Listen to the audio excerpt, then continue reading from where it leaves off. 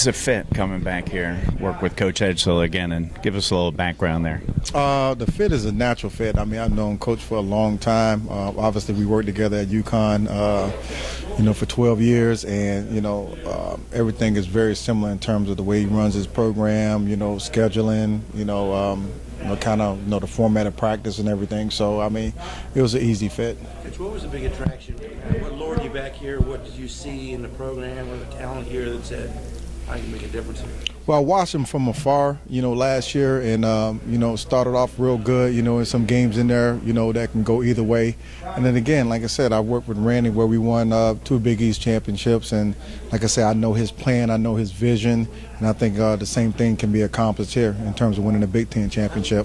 How much did you know about the talent pool they had at running back, and is it better or what you expected? When I was at the University of Miami, I tried to recruit Wes Brown. I mean, we wanted him bad, and so I'm familiar with him.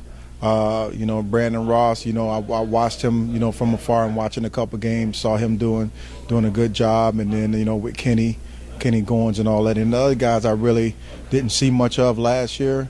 In terms of just watching them perform, I got more familiar with them and just watching film and cut-ups once I got on staff here.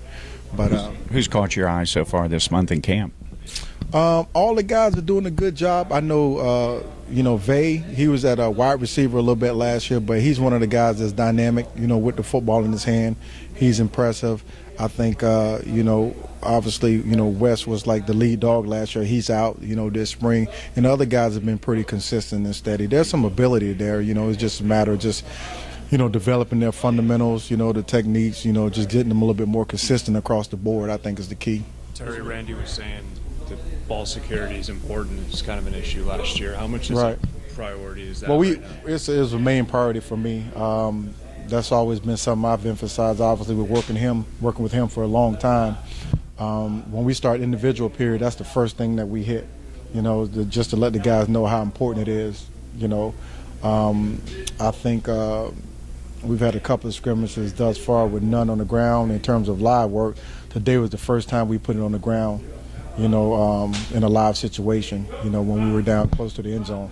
I don't know if you guys were here for the whole scrimmage. I don't know if you saw that, but, that kind of happened. So, what make your job harder or easier when you come in and you have 4 or 5 guys that want the ball, in some situations deserve the ball or whatever? It makes it easier when you have options.